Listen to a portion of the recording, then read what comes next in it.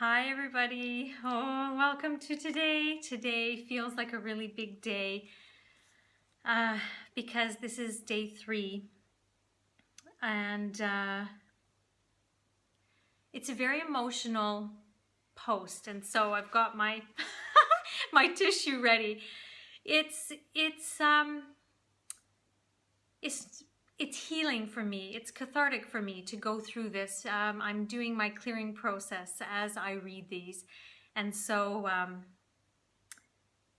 yeah, apologies if I get a little bit emotional, but I think you'll understand and hopefully be compassionate about that. And again, as always, after I will give commentary. So here we go.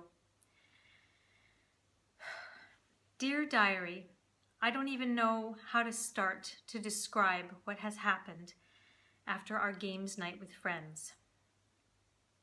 We were having a fun time, enjoying nice snacks and drinks, but when we were going home, I told David that I would drive because I had only had 1.5 drinks the whole night, and he was drunk. He refused to give me the keys. We argued as usual, but he refused to give the keys to me. I was so tired that I stupidly got in the car just to avoid another huge argument with him. But as he drove, I started to get really scared, not just for me, but for the other people on the road. I told him to pull over. He said no. So I threatened to jump out of the car. He pulled over and started screaming at me. I was so disgusted in how he wouldn't just hand me the keys to keep us and everyone else safe. How hard was that? He refused, saying that I was exaggerating. So I said, well, if you want to kill yourself, be my guest, but I won't stay in this car with you. As I went to open the door, he grabbed my hair.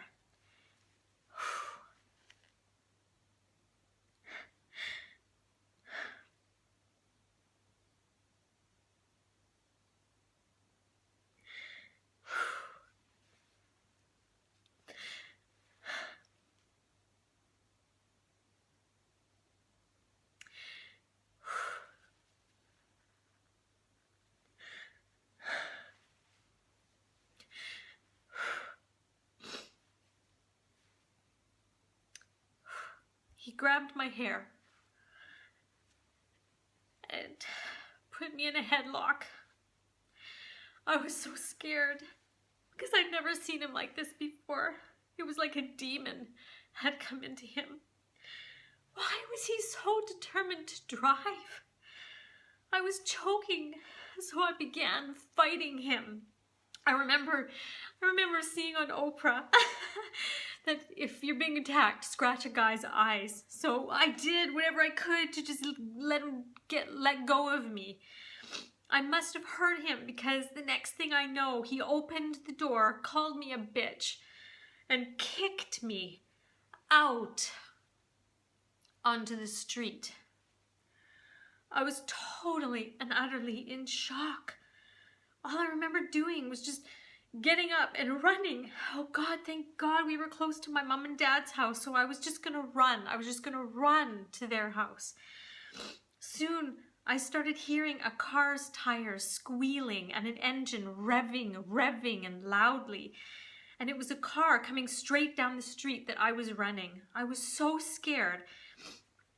So I found a bush to duck down behind. As I crouched behind this bush, I thought to myself, Erin, you are Nicole Brown Simpson right now. Now, how ironic that on the night of my wedding stagette, that all of us ladies before we went out dancing was watching the TV in disbelief as O.J. Simpson ran away from the police in his white Bronco. And here I am, crouching behind a bush. Deep inside my soul, I knew at this moment it was over between David and I. The out-of-control car continued to squeal its way through the residential streets until finally the night went silent. Frightened, I cautiously walked to my parents' house. My sister let me in, and I didn't want to say anything, so I just went downstairs to go to sleep. I didn't say a word to Jana about the incident. I never did share our problems out of humiliation. Soon I heard David's voice. Oh shit. He starts yelling to my sister. Where's Erin? She's gone crazy. She was scratching at my eyes. She's gone crazy. My sister didn't know what in the world was going on, so she showed David where I was and said, Erin, what is going on? I stomped up the stairs toward David and I said, get the hell out of here. It's you who was drunk and was choking me. Don't you ever land a hand on me again. Ever. Just get out. David got so angry he pushed me down the stairs. I began sobbing and yelling, just get out. Thank God he left. I went into my bed and I curled up into the fetal position and I said to myself, it's over, it's over, it's over. That is it. The next morning, I was woken by the telephone. It was David.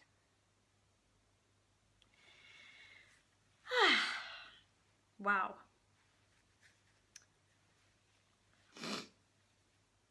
This is the end of the blog post. It was like I was just reliving the whole thing again.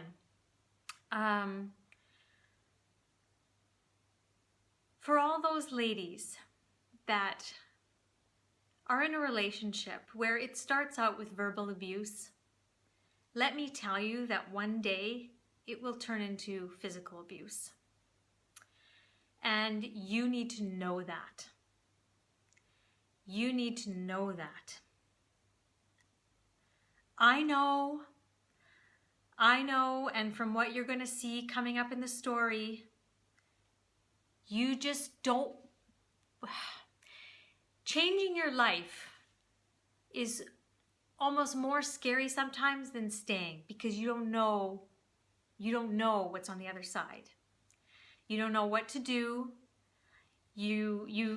For example, in my family, I had one divorce in my family, and other than that, everybody stayed married forever. I was Erin, the sweet little girl that everybody knew, who had this lovely wedding. How was I supposed to tell everybody that I was wanting a divorce, that I was going to get a divorce? I mean, it just didn't seem possible. My heart, my soul, my being was telling me. The universe was giving me the actions of saying, get out. Get out. And I didn't. The story continues, and that was my message for today. Please know that it starts with verbal, and it will turn to the other way if you don't get out. So that's my message for today. I'll see you tomorrow.